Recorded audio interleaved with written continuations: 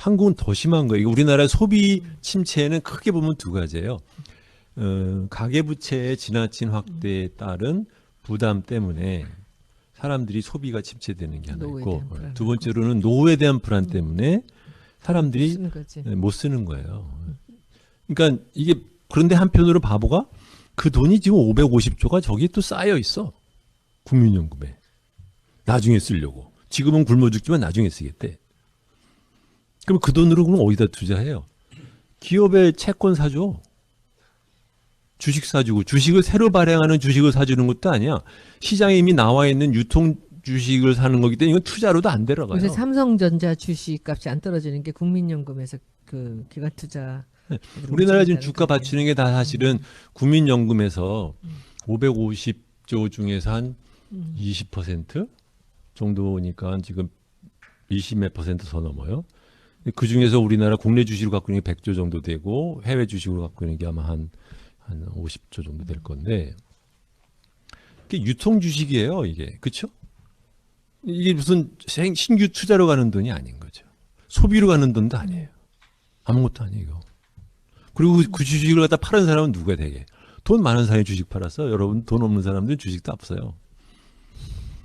그러니까 이게 자기네들이 만들어 놓은 이상한, 그러니까 말하자면 자기들이 뽑은 유격 훈련 조교한테 지금 뺑뺑이를 돌리는 거야, 우리가 지금.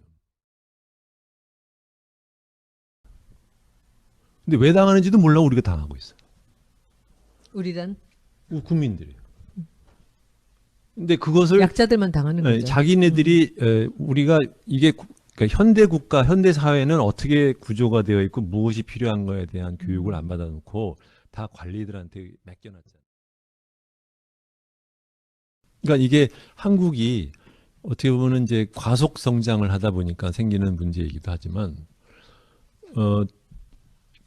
그 사회 계층이 자기가 살기 위해서는 뭐 어떠한 사회적인 제도가 필요한지를 알고 그것을 요구를 하는 메커니즘이 정당을 통해서 나가고, 그래서 정책 정당이 되고, 그래서 그걸로 표업하는 아주 근본적인 민주주의 프로세스가 우리한테는 아예 없었던 거죠. 그냥 대통령 하나 뽑으면 땡.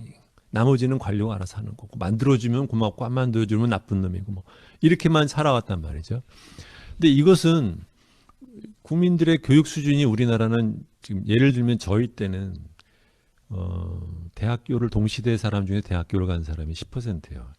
그러니까 대학교를 안 갔으면 다 무식하다는 뜻이 아니라, 그러면 나머지 사람들이 받을 수 있는 교육은 고등학교 때 교육. 교육은 뭐였냐? 집체 교육, 전제주의 교육, 유신 교육, 민주주의 시민으로서의 정치 교육은 하나도 안 받고 그냥 다 끝나버렸단 말이죠. 이것이, 그러니까 우리가 지금 이렇게 갈라파고스가 된 이제 원인인 거예요. 그러니까 말하자면 과속 성장의 후유증이라는 것인데, 문제는 90년대 후에 김영삼 정권 이후에 대학교 진학률이 엄청 높아졌어요. 90년대 초에는 한 20%였는데 그것이 순식간에 막 50%, 60%, 80%가 다 지금 요새는 다시 내려왔더라고요. 한 70%인데 국민들의 교육 수준이 20년 사이에 엄청 높아졌는데 그 사람들은 대부분 20대, 30대, 40대에 있어요. 그 윗세대는 과거에 만들어놨던 단순한 그러한 그 사회에 대한 이해. 그러니까 대표적인 케이스가 이제 뭐 종북이니 뭐 이렇게 가는 것이지만, 이것을 그렇기 때문에 지금 20, 30대, 40대의 시민들이 민주사회에서는 단순하게 투표만이 아니라, 이런 그 모든 나라 다 갖고 있는 필요 요소를 우리가 하나씩 이제 끼워 넣기 시작하는 과정을, 제가 보기에는 국민들이 의식은 갖고 있는데 이걸 어떻게 조직할 거냐. 원래는 조직이 원래 정당을 통해서 조직을 해야 되는데 정당은 계급으로부터 위리가 돼 있어요. 왜? 이 중소기업에 다니는 사람들, 아니면 비정규직인 사람들, 뭐 이런 사람들은 정치적으로 조직화가 안 돼 있잖아요. 근데 조직을 하는 방법은 꼭 전국 정당만이 아니라 각 살고 있는 동네에서의 지방자치의 경험을 통해서 말하자면 정치에 참여를 하는 거죠. 근데 우리나라는 그게 다 중앙집권이잖아요. 우리가 실제적으로 정치적으로 참여해서 무엇을 할 수 있는 것이 너무너무 작아요. 그래서 이번에도 이제 문재인 씨가 말하면서도 겁나네. 문재인 씨가 그 얘기했잖아요. 그러니까는 개헌을 한다고 하는 게 중요한 것 중에 하나가 권력 체계도 중요해. 지방 분권에 관련된 것도 개헌으로 해야 된다. 정말 중요한 것 같아요. 예를 들면 지방 분권으로 이건 좀 아니 우리가 할 수 있을지는 전혀 상관 안 하고 예를 들면 이런 예도 있다. 스웨덴 같은 경우 연방 국가가 아닌지 잘 모르겠네. 세금을 개인 세금을 매기잖아요. 그러면 처음에 30%까지는 다 지방 정부가 가져가요. 그리고 남는 돈만 중앙 정부한테 줘. 응? 한국은 다 뽑아가지고서 다시 주잖아요. 근데 이 사람들은 아예 지방 정부가 미니멈 30은 다 우선 자기 거예요. 그게 무슨 차이예요? 퍼센티지가 다르나? 똑같으면 똑같으면 상관없는 거 아닌가? 아니죠. 왜냐하면 그 지역에서 모은 재원을 그 지역에 있는 시민과 정치인들이 어떻게 쓸 건지를 결정한다는 거죠. 그 과정에 시의회가 됐든 뭐 도의회가 됐든 거기서 지금 우리나라는 도의회가 무슨 일을 해요? 시의회가 무슨 일을 해요? 예산 빼오는 네. 거. 아니면 뭐 관료들한테 귀찮게 위생검사 나온 데 막기 위한 시의회 감투 같은 데 쓰잖아요. 지방자치라는 것이 그래도 제가 보기에는 이게 간단한 그렇게 중요한 문제라고 저는 생각을 해요. 이제 이거 자꾸 말하는데 중앙집권에서 있었던 그 권한을 어떻게 우리가 지금 배분하느냐 이 문제는 사실은 한국 사회에서 한 번도 안 해본 일이에요. 이게 문화적인 전통이 전혀 없어요. 근데 안 하고서는 한국 사회가 발전할 수는 또 없어요.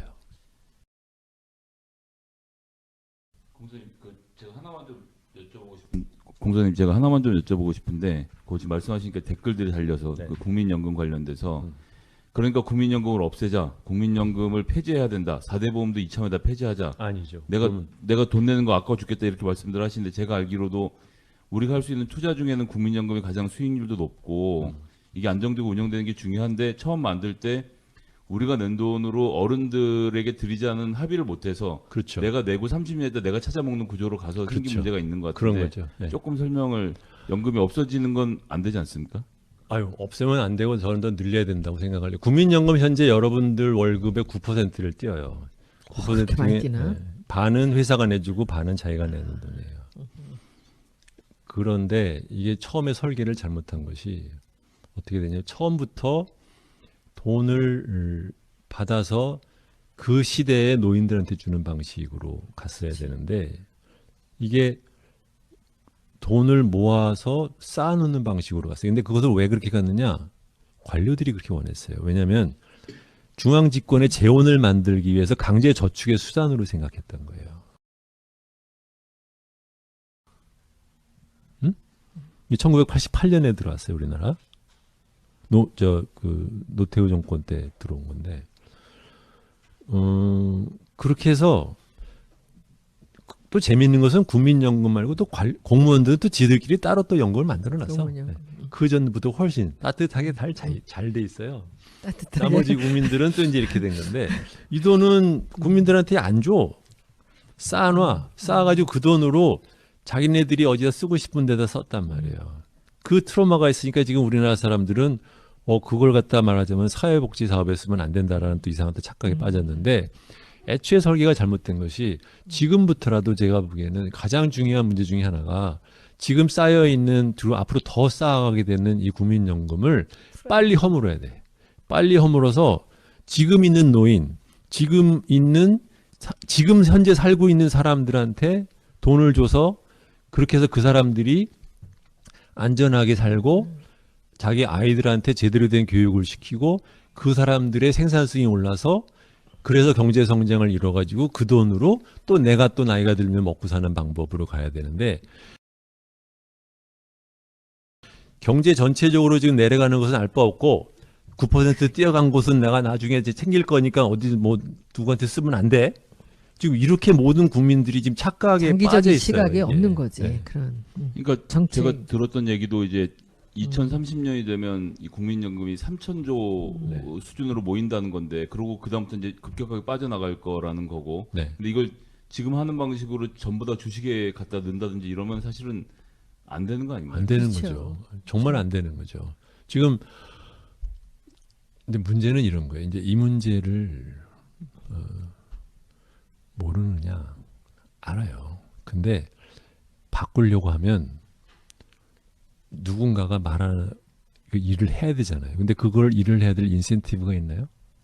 없어요. 아무도. 그렇게 하면 예를 들면 그렇게 하면 그걸 일을 잘하면 뭐 내가 연임이 다시 돼 대통령이? 아니야. 나 5년 하고 아무나 나가는데 이렇게 바꾸면 좋은 것은 나중에 나오는데 이거를 내가 5년 동안에 득식을 두드리고 살아? 아무것도 안 일어나는 거죠. 정치권도 마찬가지고 관료들도 마찬가지인 거예요. 그러니까 이것은 한편으로는 국민에 대한 설명과 설득, 그다음에 그 설득하는 과정에서 꾸준하게 그 결과를 1, 2년에 못 받는 거니까 이제 어느 정도는 안정적으로 정권이 유지될 수 있는 그런 가버넌스 체제, 이 같이 가야 되는 것 같은데, 그러니까 이 문제가 이제 사실은 가장 우리나라 사회에서 소위 간과되고 있는 문제라.